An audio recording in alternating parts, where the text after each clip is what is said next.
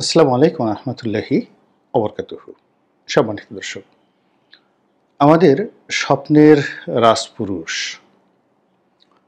আমরা যাকে মাথায় করে রাখার জন্য বহু বছর ধরে সংগ্রাম করেছি, দেশের প্রধানতম রাজনৈতিক শক্তি আওয়ামী লীগ যতবার তাকে অপমান করার চেষ্টা করেছে, যতবার তাকে ছোট করার চেষ্টা করেছে, আমরা এই বাঙালি জাতি সম্মিলিতভাবে তাকে মাথায় তুলে এমনভাবে নেচেছি, এমনভাবে কেঁদেছি এবং আমরা আশা করেছি যে এই মহান এবং মহৎ মানুষটি যদি আমাদের রাষ্ট্র ক্ষমতার শীর্ষ পর্যায়ে আসেন, তার হাতে যদি রাষ্ট্র ক্ষমতা আসে, আমরা নিঃসন্দেহে বাংলাদেশ একটা বিরাট সম্মান এবং মর্যাদার জায়গায় চলে আসব। প্রকৃতির যে লীলা খেলা, সেই লীলা খেলায় আপাত দৃষ্টিতে মনে হচ্ছে আল্লাহ আমাদের দোয়া কবুল করেছেন। শেখ হাসিনা চলে গেছে, আওয়ামী লীগ চলে গেছে, আর সেই জায়গাটিতে বিশ্ব মানব ডক্টর মোহাম্মদ ইউনূস ক্ষমতায় বসেছেন। 18 কোটি মানুষের এই ক্ষুদ্র দেশটি বহু বছর ধরে পৃথিবীর তুচ্ছ এবং তাচ্ছিল্যের বিষয় ছিল। এটিকে বলা হতো বটমলেট বাস্কেট, এটিকে বলা হতো বোকাদের দেশ, মুনজালা। কিন্তু গত 15টি বছরে শেখ হাসিনার নানা রকম দুর্নাম বদনামের পরেও এমন কতগুলো বিষয়ে আওয়ামী লীগ সরকার সফলতা অর্জন করেছিল, যে সফলতার কারণে সারা দুনিয়াতে যে র্যাঙ্কিং গত 15টি বছরে কতগুলো বিশেষ ক্ষেত্রে, সেই র্যাঙ্কিংয়ে বাংলাদেশ এমন একটা মর্যাদার পর্যায়ে চলে গিয়েছিল যেটি এই মুহূর্তে সে একেবারে ধপাস করে পতিত হয়েছে। যেমন আমাদের শিক্ষার হার, তারপর গর্ভবতী মায়েদের পরিচর্যা, তারপরে নতুন যে শিশুরা জন্মগ্রহণ করে, নিউবর্ন বেবি, এরপর প্রান্তিক পর্যায়ে জনগণের মধ্যে যে স্বাস্থ্য সেবা পৌঁছে দেওয়ার যে পরিকল্পনা শেখ হাসিনা নিয়েছিলেন কমিউনিটি ক্লিনিকের মাধ্যমে, এই পুরো বিষয়টি জাতিসংঘের যে ইন্ডেক্সগুলো রয়েছে, সেই ইন্ডেক্সে রীতিমতো সাড়া ফেলেছিল। এর বাইরে এদেশের জিডিপি, এদেশের অর্থনৈতিক উন্নয়ন এবং ব্যবসা বাণিজ্য থেকে শুরু করে গ্লোবাল যে কানেক্টিভিটি, সেই কানেক্টিভিটির যে জায়গাটিতে গত 15টি বছরে আমরা চলে গিয়েছিলাম, তার ফলে আমেরিকা, ইংল্যান্ড, ফ্রান্স, ভারত থেকে শুরু করে বিশ্বের সকল পরাশক্তি বাংলাদেশের সঙ্গে ব্যবসা করার জন্য, বাংলাদেশের পণ্য নেওয়ার জন্য, বাংলাদেশে বিনিয়োগ করার জন্য তাদের মধ্যে যে আগ্রহ ছিল, এবং সেই আগ্রহের কারণে বিস্ময়করভাবে গত 10 বছরের মধ্যে এরকম গ্রোথ আর কোনো দেশের হয়নি, যেটি একটা দেশকে আমরা একেবারে অতি দরিদ্র, হতদরিদ্র, সেই হতদরিদ্র দেশের যে তকমা, সেখান থেকে আমরা বের হয়ে এসে মধ্য আয়ের একটি দেশে পরিণত হওয়ার জন্য জাতিসংঘের যে ধরনের শর্ত দরকার, প্রায় সব শর্ত আমরা পূর্ণ করে ফেলেছিলাম। কিন্তু এই গত 1 বছর, অর্থাৎ ইউনূস সরকারের 10 মাস আর তার আগের 2 মাসের যে আন্দোলন এবং লড়াই এবং সংগ্রাম, এই সংগ্রামের ফলে আমাদের যত উন্নয়নগুলো রয়েছে সেগুলো যে কোন পর্যায়ে পৌঁছে গিয়েছে আমরা এখন বলতে পারবো না। এর কারণ হলো এগুলো নিয়ে দেশের ভিতরে আলোচনা হচ্ছে না, পত্রপত্রিকা আলোচনা হচ্ছে না, আর বিশ্বের যে সকল প্রতিষ্ঠান রয়েছে যারা এই মার্কিংগুলো করে, তারা বাংলাদেশের ব্যাপারে এখন কোনো আগ্রহী তাদের নেই। ফলে বাংলাদেশ কি দুর্ভিক্ষ হবে, নাকি বাংলাদেশে আমেরিকার চাইতেও বেশি গ্রোথ হবে? আমরা কিছুই জানি না। আমরা 2 বছরের মধ্যে, গত 2 বছরের মধ্যে এই যে বর্তমান যে চলমান সময়টি, এই চলমান সময়টিকে এত দুর্বোধ্য, এত উপহাসমূলক, এত অবমাননাকর এবং যাকে বলা হয় এত অনিশ্চয়তার মধ্যে আমরা কাটাচ্ছি, যেটি আমাদের জাতীয় জীবনে আর কখনো আসেনি। এই যে লম্বা ভূমিকা টানলাম, সেটা হলো যে রাজার দোষে রাজ্য নষ্ট, প্রজা কষ্ট পায়।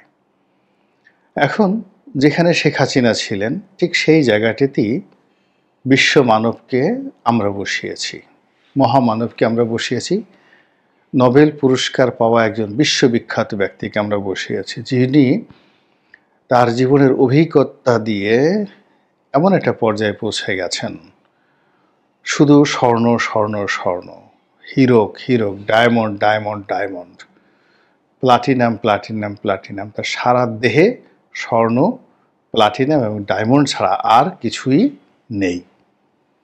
তো এই মানুষটি গত 10 মাসে আমাদেরকে 10টি বৈদেশিক সফর উপহার দিয়েছেন। এই 10টি বৈদেশিক সফর এবং এখন 11তম সফর তিনি করছেন।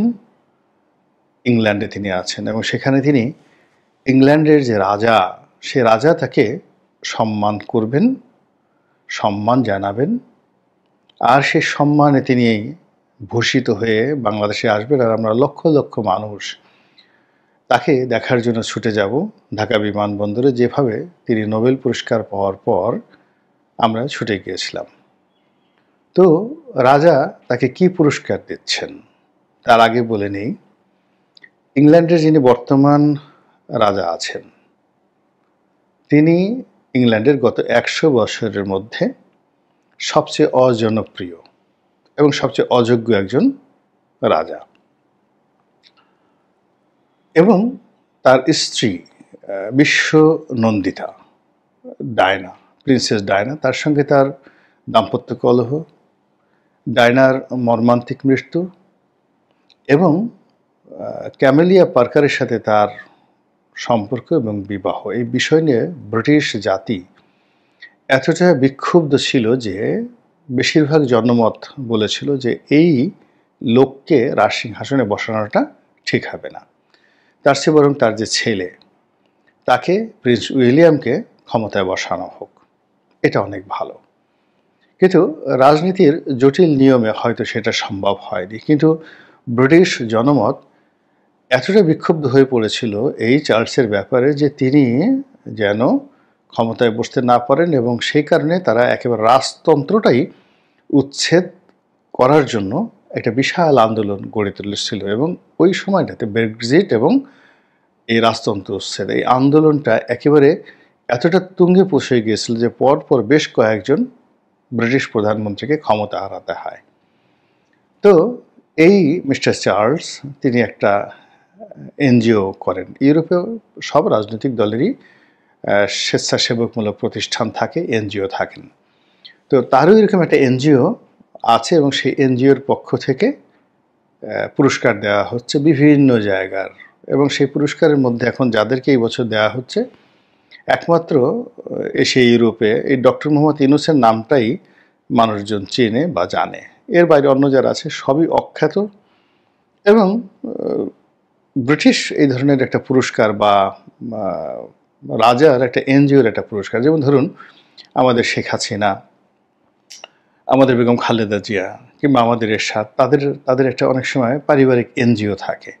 তো সেরকম একটা এনজিও একটা পুরস্কার দিচ্ছে। সেই পুরস্কারটা নেওয়ার জন্য তিনি এই গরিব মানুষের, বাংলাদেশের অর্থ খরচ করে ব্রিটেনের সবচেয়ে অভিজাত হোটেলে তার বিরাট লাটবহর নিয়ে তিনি সেখানে অবস্থান করছেন আর বলছেন যে এটা তার রাজকীয় সফর, মানে রাষ্ট্রীয় সফর। কিন্তু আমরা দেখলাম যে এয়ারপোর্টে, মানে হিথ্রো বিমানবন্দরে তিনি যে নামলেন, তার ব্যাগ টানার জন্য তার প্রেস সেক্রেটারি ছাড়া আর কেউ ছিলেন না, নম্বর 1। এমনকি তার একটা ছবি তোলার জন্য একটা ক্যামেরাম্যান সেখানে ছিলেন না। মিস্টার শফিক তিনি তার নিজ ক্যামেরা দিয়ে যে ছবি তুলেছেন ইউনূস সাহেবের, তো সেই ছবি আমরা দেখেছি এবং সেখানে বাংলাদেশের যে রাষ্ট্রদূত যিনি ইংল্যান্ডে আছেন সেই ভদ্রমহিলার সঙ্গে তিনি করমর্দন করছেন, হ্যান্ডশেক করছেন এবং সেই হ্যান্ডশেক করার সময় তাকে খুবই বিভ্রান্ত, খুবই উদাসীন, খুবই ক্লান্ত, খুবই বিধ্বস্ত, খুবই অপমানিত বলে আমাদের কাছে মনে হয়েছে। যাই হোক, তিনি এখন সেই হোটেলে আছেন, কিন্তু হোটেলের বাইরে তিনি বেরোতে পারছেন না বা পারেননি। এর কারণ হলো যে তিনি যে 4 দিনের সফরে গিয়েছেন এই সময়টিতে আওয়ামী লীগ সেখানে ব্যাপক বিদ্রোহ করছে, বিক্ষোভ জানাচ্ছে এবং এত বড় বিক্ষোভ নিকট অতীতে ইংল্যান্ডে বাঙালিরা করেনি, যেটা ডক্টর মোহাম্মদ ইউনূসের জন্য করা হচ্ছে। এবং যে খবর আসছে সেটা হলো যে তাকে হোটেলের পিছনের দরজা দিয়ে ঢোকানো হয়েছে এবং তিনি এই বিক্ষোভের কারণে হোটেল থেকে বেরোতে পারছেন না। যত মেহমানরা আসছেন হোটেলের ভিতরে এসে তার সাথে দেখা সাক্ষাৎ করছেন। তার সঙ্গে ব্রিটিশ প্রধানমন্ত্রীর একটা বৈঠক হওয়ার কথা ছিল। আজকে আমি যখন এই ভিডিওটি করছি 11 তারিখে, আজকের তরতাজা খবর হলো এখনও পর্যন্ত ব্রিটিশ প্রধানমন্ত্রীর সঙ্গে তার বৈঠকের কোনো শিডিউল পাওয়া যায়নি এবং তার যে প্রেস সচিব তিনি আজকের দিন পর্যন্ত যেটি জানিয়েছেন সেটি হলো ব্রিটিশ প্রধানমন্ত্রীর সঙ্গে তার বৈঠক অনিশ্চিত। তো এখানে রাষ্ট্রীয় সফরটা কিভাবে হলো? এর মধ্যে আমরা দেখলাম যে বাংলাদেশি বংশোদ্ভূত যাদের সঙ্গে মানে তারা মূলত বর্তমান ক্ষমতাসীন দল নয়, লেবার পার্টি নয়, বিরোধী দলের সংসদ সদস্য, তারা 4-5 জন এসে ডক্টর মোহাম্মদ ইউনূসের সঙ্গে দেখা করেছেন। এর মধ্যে 2 জন বাঙালি বংশোদ্ভূত রমণী যারা ওখানে ব্রিটিশ সংসদে এমপি হিসেবে নির্বাচিত হয়েছেন, তার মধ্যে রূপা হকও আছেন, তিনি দেখা করেছেন। বলা হচ্ছে যে বিশাল এক গ্রুপ সংসদ সদস্য সেখানে দেখা করেছেন। তারপর 2-3টি বহুজাতিক কোম্পানির তৃতীয় সারির কর্মকর্তা দেখা করেছেন, যেমন এয়ারবাস, ফ্রান্সের যে এয়ারবাস, আপনারা জানেন যে ফ্রান্সের এয়ারবাস বাংলাদেশে বিক্রি করার জন্য শেখ হাসিনার আমল থেকে দেন দরবার